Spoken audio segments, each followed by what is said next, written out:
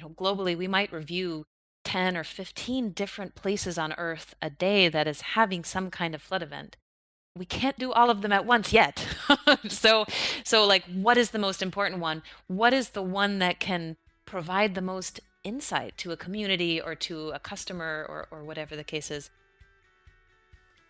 Welcome to another episode of the Mapscaping Podcast. My name is Daniel, and this is a podcast for the geospatial community. My guest on the show today is Shay Strong. She is the Vice President of Analytics at a company called ICEYE, and today on the podcast we're talking about using synthetic aperture radar to monitor flooding and why it's not quite as easy as you might think. So Shay's going to talk around some of the challenges there. What do we need to do to create a model, a process that can accurately and consistently do this, monitor flooding, and give the kinds of analytics we need, and also what it takes to sell a process like this. How do we market it? How do we go out to the market and say, hey, we've got this piece of geospatial magic, please buy it? If synthetic aperture radar or SAR is new to you and you want to know a little bit more about what it actually is and what it does, go back into the podcast archive and look for an episode called Introduction to Synthetic Aperture Radar. And I think this will give you a really good sort of basic understanding of what the technology is and what it can do. Hi Shay, welcome to the podcast. I'm really looking forward to this. We're going to be talking about SAR data and we're going to talk about flooding and why it's a difficult thing to, monitor flooding using SAR. But I think before we dive into all those kinds of interesting stuff, perhaps you could just take the time to introduce yourself to the audience, maybe give us an idea of where you are now in terms of your career, how you got there, and we'll head off into the main topic from there. Sounds good. Yeah, thank you so much. It's great to be here. Let's see, I'm Shay Strong. I'm the Vice President of Analytics at ICEYE. It's a relatively new role for me. I guess I'm coming up on my year anniversary. So I joined last November during COVID. But I guess in general, SAR is very new to me, and ICEYE is all about SAR. But really, before that, I came from an astrophysics background. So I got my PhD at the University of Texas in Austin, focusing on climatological studies of gas giant planets. And quite honestly, I had a pretty bad graduate school experience. I think I would say just maybe unmotivating and not a really good support group there. So I think I kind of came out of that wondering what else there was. I mean, I think there's a lot of value in research for research sake, but I think for me, I was looking for something more, maybe something more timely and applied. And conveniently had a grad student office mate who got a job at Johns Hopkins University Applied Physics Lab in Baltimore in the US. And she helped me get my foot in the door there. And I got to join a great team there working on developing national security space satellites and systems. Really good experience from kind of transitioning from this more academic community to a real world solution and solving critical problems for specific applications. But then I was there for maybe 7 or so years, and I think my experience with kind of in that government contract space and government projects is can be really hard for early career people to come in with really interesting, novel, agile ideas. I think there's a lot of legacy and maybe rightfully so, but it's a bit of a challenge. And so I was looking for a new transition and I joined my first ever startup in Washington, DC called OmniEarth, and this was 2014, and I became the first data scientist out of that org. And it was like around this time when the world was really salivating over data scientists. And quite honestly, I had no clue what a data scientist was. But come to find out, it's exactly what I tried to sell myself as leaving grad school. Like I can compute things and I can write code and I can analyze data and I can do observations. And really that turns out to be a data scientist. And so I built that team there in DC, really focused on creating a solution around predicting water usage in the US, like very focused on southwestern part of the US. So using satellite and aerial imagery. And at the time, of course, like TensorFlow was being open source. There was a lot of great new deep learning research, and we were able to create some really nice cloud-based pipelines to extract information about land use, land cover, and then project water usage. And this turned out to be a really cool solution that targeted a specific need. And then that was a big success. And the company got acquired, and I moved over from Washington, D.C. across the US to Seattle and joined a company called EagleView that was more focused on aerial imagery acquisitions, but also interested in these applied use cases of, how can you use imagery to extract meaningful information for insurance or government? And I was there for a period of time, build out a team of roughly maybe 40 plus people, kind of between India and the US. And I got this amazing call that ISI was interested in speaking with me. And I was a little bit confused first over who ISI was and what they were trying to do. But the more I learned, the more I just got incredibly excited and motivated to join their team in Finland. So that was a pretty dramatic move for me, and that circles me back to here and now, and located in Finland, and working to build the team at ISI on the solutions and analytics side. Wow, you have come a really long way. Would you mind just briefly clarifying for us what is ISI? What do they do? Yes, yeah. I mean, ISI is a really interesting company. So foundationally, it's a synthetic aperture radar satellite company. So build and launch a constellation of small SAR satellites. So these are less than 100 kilograms in mass system. So very agile, very small, relatively inexpensive. And the cool thing about ISI is that the founders came out of like right out of university. Literally, the office is still on the university campus, and the founders they were the first to ever miniaturize the SAR technology required for this domain. And incredibly novel because historically, like SAR has been around a while. I think you've definitely had other speakers comment to this previously, but well back into the 50s, like the technology's been there. It's been very government centric, but it's been big, it's been massive. And so the founders, revolutionized the engine on the engineering side. We are now at a constellation of 14 small sats that are operational today in space. And then now, like where that leaves us as an organization is like we don't want to just sell data, sell pixels, sell images. I mean, I think that has a very specific market, but it can be a bit limiting. And then, going to the other end of like, well, how can we better use the data to create solutions and essentially information that is useful in very specific avenues? So coming back to insurance and government, I think there's a lot of really historic use cases and needs there that are kind of built in rather static workflows that, I mean, to use the overused word of disrupted, like there is a need for a bit of disruption here in terms of how can data better serve these end users in a way that reduces bias and scales the types of workflows and information that they find valuable, and also on the customer side, like builds trust between them and their customers. I think a lot of these processes are very subjected to just manual bias and uncertainty. So there's this big space that we just kind of collectively call solutions, and then there's this big opportunity with a bunch of imagery collected from these SAR satellites. And then my job is how do we fuse those two, and how can we make something valuable and useful and timely? You talked about not wanting to just sell pixels, so you're going to sell analysis or solutions or answers, I guess. I know that one of the things you're looking into is monitoring flooding, but I know also from a previous conversation that this is not as easy as someone like me might think. I'm wondering if you could talk us through that process. Why is it so difficult to monitor flooding? Yeah, and I mean that's a really great question. I guess going back to like there's this maybe another time, another conversation. There's this whole domain of SAR versus optical versus infrared. There's all these different modes in which you can observe the Earth, right? They're different wavelengths. And if we look at flood, so specifically, essentially any kind of natural catastrophe, there's a couple of really interesting characteristics. They're often they often happen very fast, and it's a time series event. So for floods, I mean, it can be as fast as a flash flood that kind of happens in an hour or a couple of hours, all the way to like maybe a multi-week situation where a region is just inundated. So it's very much a time series event. But even beyond that, wildfires, those are also very time series events, and so there's this constant change.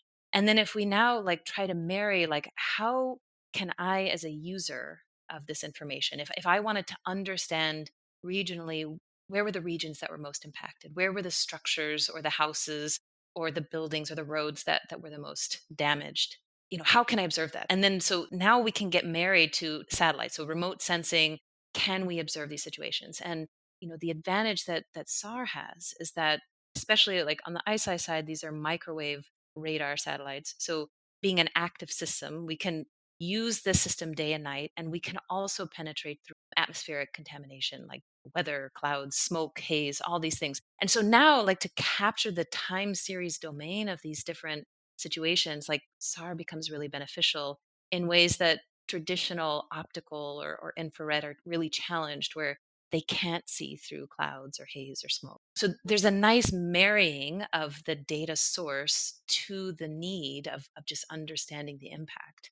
But then there's a lot of additional compounding factors of like, well, imaging it isn't good enough. You still have to do a lot of additional data assimilation, and you need ground truthing, and you need ways like you can't just invent a solution. You also have to figure out how to ingest it into a customer's workflow, and how to make them use it. So there's a lot of these additional components that come out of that later on. So you talked about this idea of not wanting to just sell pixels. You want to sell something else. Perhaps you want to do some analytics on top of the data you're collecting. Maybe you want to supply an answer to the user, to the customer. What does that mean in terms of flooding? So when you think about monitoring flooding, what do you have to do to be able to monitor flooding, to be able to provide that end answer to someone who's asking the question, is flooding happening here and how much is happening here? That's a great question, and I think as it turns out, it's a pretty complicated one to answer, and I think we're still learning. But going from just pixels, where there's already rather complex information, especially from a radar image, to going to deliver a solution like where was the flood and how deep was the flood, like turns out to be this pretty big journey. And so what we do today is we have a large team that mobilizes around identifying like where do we think a flood will happen. And I think this is like represented fundamentally a big inflection point for us, where last year we had kind of the mindset of like, oh, we'll wait for somebody to task us. We'll wait for somebody to say that they're interested in a city or a location. But it turns out like people always like take too long to get to that. And by the time they actually say they're interested in something, like we've missed the event or we've missed the opportunity to provide insight. And so how we got in front of that is by creating this pretty comprehensive solution, which involves meteorologists, it involves ops and analysts, and it involves machine learning. But fundamentally, the first part is pull in a bunch of third-party data about weather, forecasts, population, and then get kind of situational awareness of where a flood might happen. And then, once we have that information to our best knowledge, we can, conveniently, we own the constellation of 14 satellites. So we can say, okay, automatically go task these locations and target this time frame. We think the peak of the event based on precipitation or whatever the situation is. We think the event will happen at this time. And then there's a little bit of a finger crossing, like you do hope that you capture the peak. The intent with the peak capture is like, that's hopefully more or less the deepest flood. I think we constantly learn new things, so that's not always the case, but you really hope you have the most amount of information you can have for that situation. And then we can start an activation process where it's a semi-automated approach, which does require like probably way more on the manual side right now than on the automated side. But it's a process that like within 24 hours of that peak capture, we have to turn around what is the flood extent and what is the flood depth. And it turns out that information is really important in those first 24 hours for whether it's government response. So like in the US with FEMA, for instance, being able to send the right kind of assets or help in situations, or maybe an insurance carrier that's trying to assess, the damage for the clients that they have. And so that's where we are today. And constantly trying to figure out how can we be faster and more strategic about what we're doing and the types of data that we're leveraging, because it's not just SAR, it turns out. SAR is useful, of course, as a foundational layer because of the being able to see through clouds and have kind of a persistent monitoring capability. But you also need a lot of other things, a lot of other, you need building information, you need digital terrain maps, and that together creates this comprehensive solution. Could you talk about the role of these other things, the DTMs that you were talking about, the building information? What does that mean for you in terms of figuring out if there's a flood and how deep it is? Yeah, I mean, it turns out that the high quality digital terrain maps are like imperative to get that three-dimensional aspect of the flood depth. And in fact, like I mean, maybe even taking a step back, like any SAR product where you need to take a pixel from a SAR image and geo-register it to a point on the Earth, like is only as good as the DTM, really. And then it turns out like DTMs are really expensive, especially good ones. And many different countries, and sometimes, within a country, there might be multiple different organizations that acquire this data and they can, resell it. Sometimes it's open source, but it's just everybody's different. Every country's different.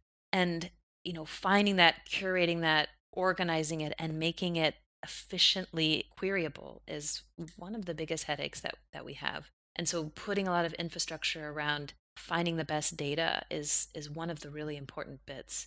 And from a fundamental level, the terrain map itself is giving you the information as to like what is the gradient of the earth, like how steep or how shallow is it. And as we start generating flood output, like if we suddenly are presented with a digital terrain map that's maybe 30 meters in resolution, there's each cell, each pixel in that digital terrain map can be, cover a 30-meter area. And if you're talking about now putting that cell in the middle of a city, there's a huge amount of variability that could happen, especially if there happens to be a lot of hills or a lot of mountainous areas or valleys or whatever the case is. And so you can imagine when you try to then model flood or you try to then map those features onto that Earth surface, like there's just a tremendous amount of uncertainty in general. And so again, this is one of the most important data sources that we have. And then buildings, of course, I think there's so many amazing open source building data sets now, even in the last just 2 or 3 years. But still,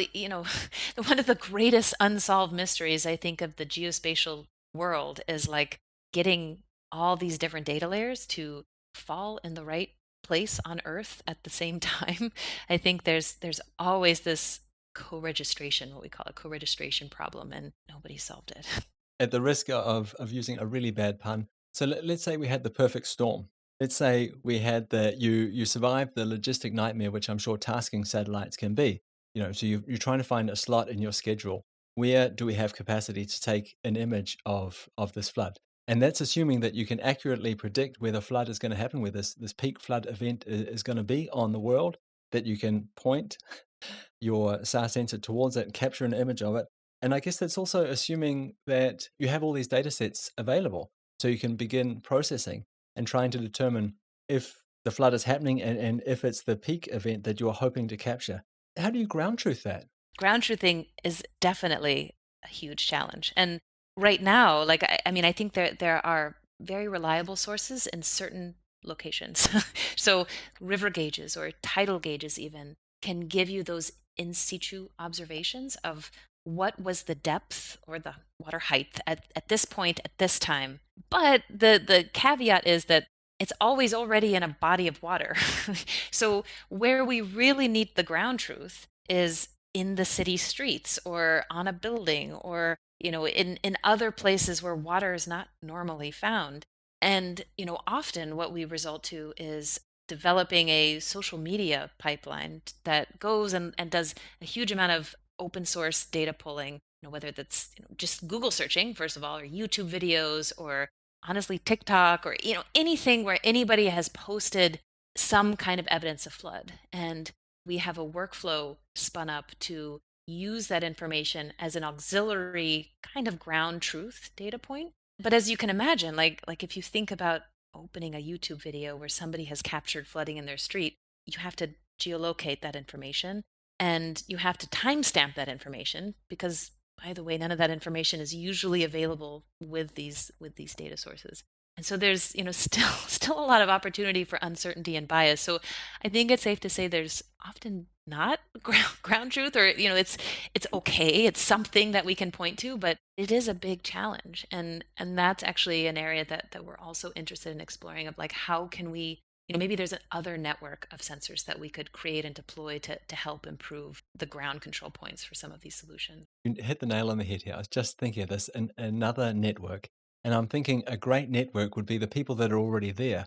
And so the idea of the human in the loop. So you've made all these really smart estimates. We think it's going to happen here. We have the data to create the analysis we're interested in. And this is all automated. And I can see that the attraction here is the scale that you could achieve with this, I guess. But do you think this is going to totally remove the humans? Like, could you imagine a situation where you could contact that person on social media or contact people in the village and say, hey, look, I think there's flooding happening. Could you verify that? Do you even see a place for humans in this loop? Yeah. I mean, I think that's a brilliant question. Like, I think we can never get rid of humans in this loop. And it's funny, like, to be completely transparent, like not too long ago, joining some of these startups where the investors only wanted to hear about automation. Like, oh, you're going to build a machine learning team and automate everything. And now we can, reduce this labor force entirely and scale things up, many orders of magnitude. And that's fundamentally not how it works. It just doesn't. And I would honestly you know, pose a provocative thought. Like, I would love to see where that has actually been a success, because I don't think you can get rid of the human. I think there's ways to augment the workflow and the solution to make it maybe more efficient and effective, and switch how you use humans. But especially coming back to flood, I think having that subject matter expertise is imperative. And I have this dream world. Like, honestly, it starts feeling like I'm just reinventing things that already exist, like OpenStreetMap, or there's so many other open source communities where people are providing information from apps and basically doing crowdsourcing. But this world of where we could just have a very specific ISI app that's just like, hey, at this point, give us, we'll take your lat long if it's okay with you, and we can measure the depth right now. And by the way, cell phones have come a long way, so you can pretty easily use the embedded sensor technology in phones that are pretty ubiquitous at this point, and kind of get a better measurement than what we're doing. And that just opens up an amazing capability. I think the challenge is then if you build a workflow based on humans and based on their input, or weighting that workflow substantially on the human input, you are kind of subjected to the whim of the humans. And I think that's the scary part of having humans in the loop. But how can you reliably scale or use those resources and knowledge effectively? And I don't know if there's an answer to that, but I do think it's a critical part. And it's something that we definitely recognize, and it's honestly going to differentiate the types of solutions that we can provide versus what others have already tried. So please don't misunderstand me here. Like, I'm really excited about this kind of technology. I see it providing a lot of answers and maybe even generating a lot more questions, when we can do this kind of thing on a regular basis and know that it's working. Again, really, really excited about it. Who is the incumbent here? So is it the humans? Is it, a human going down to the river and saying, yes, it's flooding? Because I guess that's how we've been doing it for a long time. Is that still what's happening now? Is this the competition that a system, a technology like what you're building is facing? Or are we solving two very, very different problems here? I don't think it's different. I mean, I think they're very complementary, and I'm trying to think of the best way to answer this. I mean, part of it is that's essentially what some of these organizations are doing now, right? They, after an event happens, a flood, for lack of other events, they send a group of people out to go try to estimate where was the deepest flood, which properties had the most impact.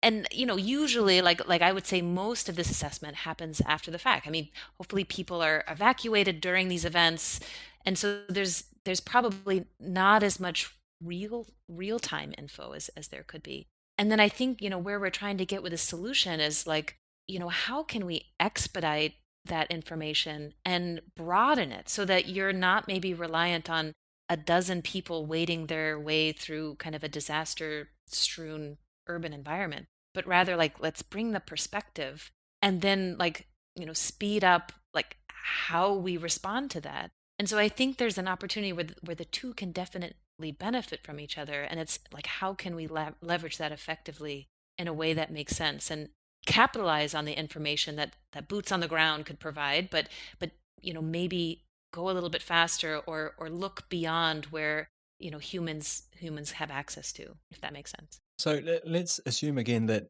the stars aligned and you could task the satellites, you had all the data that you needed, everything worked out fine. You collected the data at peak flood. It was brilliant. What would the output of that be? Would you be able to measure like the depth at different places in the flood, in the water body?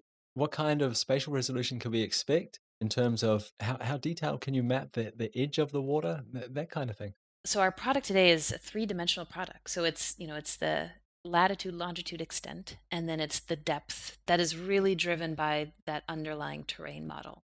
And then in terms of resolution, we really want to push the resolution to be as close to our highest resolution SAR product as possible. So our highest resolution spotlight mode, for instance, is 0.25 meters per pixel. And So relatively high resolution, enough to get a lot of information about a specific structure or differentiate structures from each other.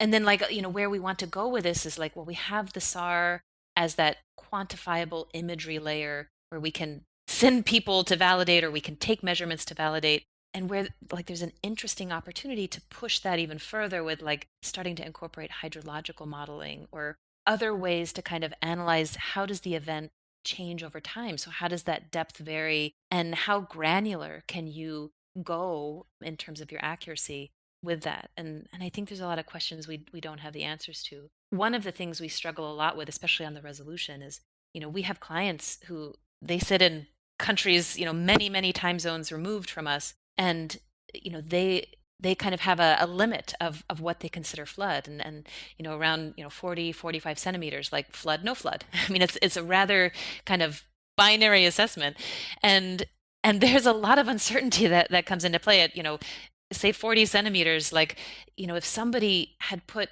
on their property a flood defense, like some kind of wall or some kind of garden structure, who knows what, like a slight step or patio, like that's enough to detract or discourage 40 centimeters worth of water. And what we struggle with is like the desire for information is at that level. If somebody walked out of that house, would you be right at 40 centimeters? And then, from our perspective, well, we can't tell you what flood defenses people have from, orbit around the earth. That's a bit of a challenge. And how do we meet in the middle and drive closer to that answer? And I think that's something we're still trying to figure out. Is that something you could also incorporate into your models? Like when you're trying to determine if a flood event is going to happen, I guess there must also be some sort of estimation about the severity of that expected event, and perhaps combining that with, okay, well, what do we know? We could look at the topography, for example, and say that in itself could be, a flood protection mechanism, and start making sort of assumptions like we are only interested in capturing things that we think are going to be significant, or this community has already said this is significant for us. 50 centimeters of water lying everywhere is significant. There's a lot of content in there to unpack. I think one of the things that we've been wrestling with is, exactly the point of, is it worth activating against? I mean, like as I mentioned a little bit earlier, like this process comes with a significant labor cost. Like, we can automate parts of it, but not everything. And so there's still a lot of humans in the loop. And so, when we look at, globally, we might review 10 or 15 different places on Earth a day that is having some kind of flood event. We can't do all of them at once yet. so like, what is the most important one? What is the one that can provide the most insight to a community or to a customer, or whatever the case is? There's some interesting locations in India, for instance, which flood relatively regularly, like through the monsoon season, and it in essence become like a way of life for people. Like there's just an expectation that annually or multiple times a year you're going to have these massive raging floods through the city environments. And then, taking a step back and figuring out, well, like, so is our assessment of a flood in a region like that is more or less mentally prepared for it, is that valuable versus maybe another community that is less prepared or is very flash flood prone and doesn't have the defenses to respond to it effectively from a humanitarian aspect? I don't know that there's a good solution here. I mean, I think unfortunately or fortunately, I'm not sure. We have to make money, at some level. Like we have to figure out who's going to buy it. Like, there's a huge value here, obviously, for, a kind of a broader humanitarian aspect. But at the end of the day, we do kind of have to balance that with paying salaries. And so, looking at the spread of all of these different events, and where do we think the market would be interested in consuming that information versus like where is it just like critical to tackle? And we literally have stand-ups and stand-downs every single day that are supposed to be like 15 minutes long, and inevitably they become a bit of these, I would say, jovial, combative, what we should do. And it just, I think, is a reflection of where we are as we are evolving with this process. Let's talk about this. Who's buying this thing? Because it seems to me that you have this immensely complicated but exciting process, right? And I'm sure that you're going to continue to refine things, make it better, speed up the process, that kind of thing. So, first question, who's buying it? And is it difficult to sell it to them? Because I guess you're showing up with a pocket full of magic and saying, here, I can do this. Like how does that work? This is like the story of my professional career. And I I think like I mean if I can see like at ISI, if we can be successful such that we start having recurring clients where we basically take an analytics driven product and turn it into a fully scalable production solution. Like I feel like I could retire a happy woman. but but like that is such a challenge, and I also like maybe fighting words, I'm sure, in different domains. I don't think it's been done yet successfully, short of maybe recommending movies or recommending shoes to buy or whatever the case is. And so, when I look at our flood solution today, we're targeting government first responders and we're targeting insurance.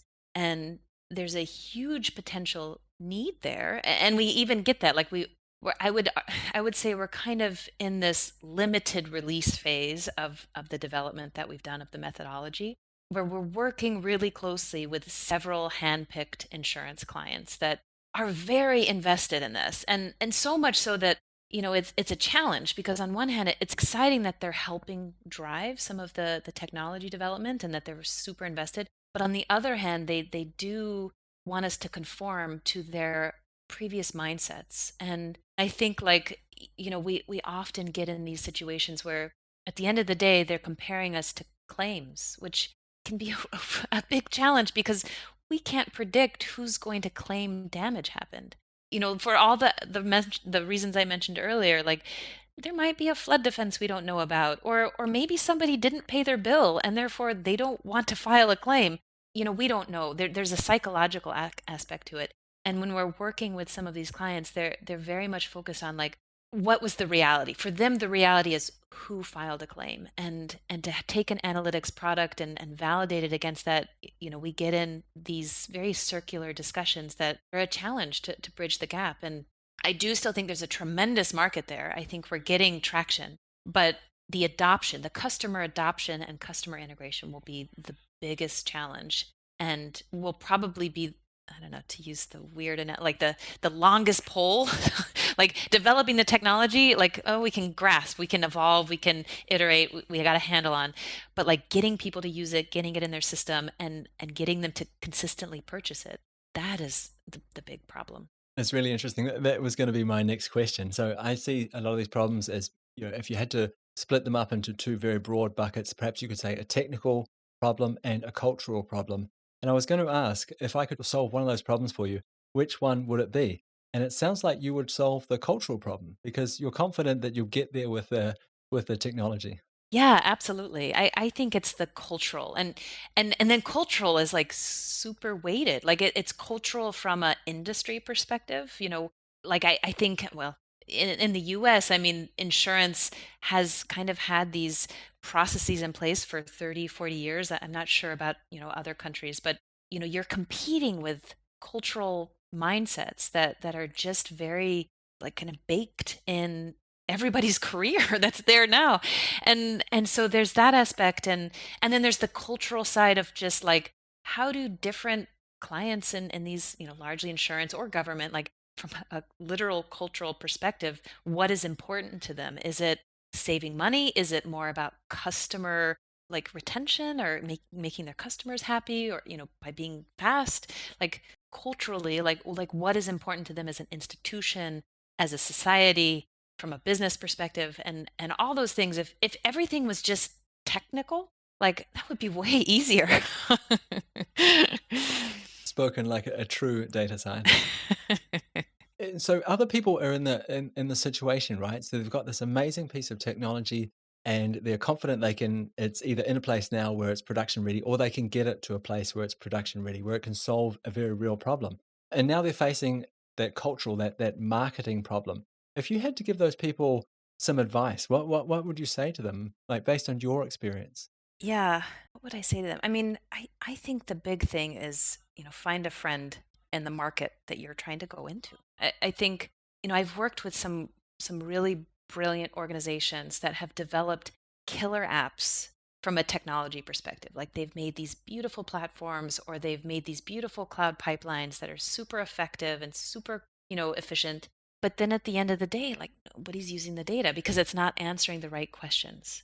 or there, it just leaves a lot open. And so I really do think it's about building thoughtfulness and expertise specific to that domain. And maybe that means like hiring insurance or government people as part of your organization, but just I don't know, like finding an opportunity to sit down and really get to know. Maybe maybe people do this already, but I think fundamentally that's still somehow missing. Like or maybe still going after things that are sexy and exciting. When you think about all the beautiful platforms that people are kind of promoting around, queering the earth and making the earth searchable, and it tells a beautiful marketing story.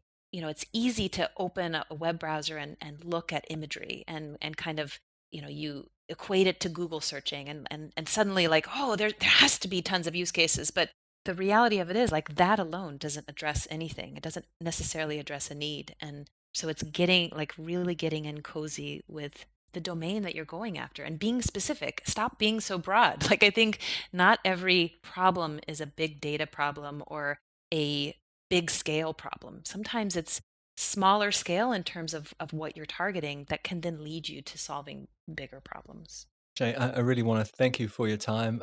I love the way you show up. I can feel the excitement when I talk to you, and it's just yeah, it's just magical talking to you. I really enjoyed the conversation. I appreciate talking to people that are simply so passionate about what they do. It's great. If somebody's listening to this and they think, how can I reach out to Shay? How can I get in touch with ISI? How can I follow along with what they're up to? Where should they go to be able to do that? Yes, yeah, absolutely. Twitter, I would argue, is maybe the best to reach me. So Shay Be Strong at Twitter, and then we of course have a web presence, an eyesight web presence. But I think Twitter again is is the good result. I think that's where like the interesting pieces of information come out. It moves it away a little bit from the salesy side and maybe makes it more tangible. So that's what I would advocate for. Thanks again for your time. I love talking with you. Thank you so much. It was such a pleasure. Definitely the best interviewer I've ever had. Woohoo!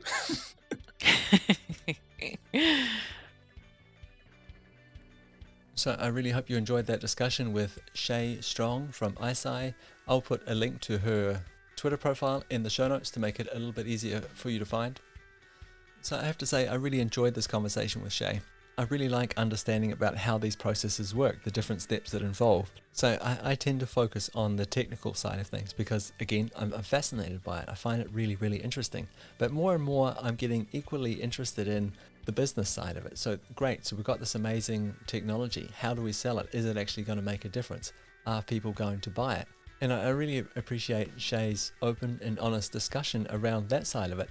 And interesting enough, it wasn't the technical challenges that Shay was facing, and there are a lot of them. She was confident that her and her team at ISI, they can solve those challenges, they can move forward. It was the cultural challenge that Shay described as being that long pull, as the hardest bit of this. And I guess if we sort of zoom in a little bit, the cultural challenge was bringing change to the market, asking people to change. So asking people change is one thing, and of course we've all heard that saying, no one got fired for buying IBM. And you could just as well say you are more likely to get fired for taking a risk, for being open to change. So I think we understand that there is a risk involved with change, with innovation, with doing something new. But I think there's something else here too, and I think it's the understanding of what is it people are buying, what do they actually want. So when I listen to people like Shay, people that are building amazing, innovative products and technologies and services, firstly, I'm completely blown away. But when I hear her talk about the challenges of bringing this to market, understanding what it is people are actually going to put money on the table and say, yes, I will have some of that. I can't help but wonder if we are in the business of selling cars to people that are actually looking for faster horses. And if we are, well, that might be okay. I mean, it worked out really, really well for the Ford Motor Company. I just hope that Shay and pioneers like Shay take a deep breath. I hope they make it work. I hope they keep pushing forward. I think it would be fantastic to have some examples out there where we could point to and say, hey, look, it's working over there. I wonder if we had enough great examples of this working in the wild, if we might end up in a situation where companies and organizations and industries were eager to change as opposed to needing to be convinced to change. That's it for me. That's it for another episode of the Mapscaping Podcast. Thank you so much for listening all the way to the end. It's much appreciated. If you have any questions, comments, you want to reach out to me for whatever reason, feel free to do so. You can find me on social media at Mapscaping on Twitter, and there'll be a link to my LinkedIn profile in the show notes of this episode. Otherwise, If email is your thing, info@mapscaping, send me a thoughtful email. I will send you a thoughtful response. Thank you so much. Really appreciate your time. See you next week. Bye.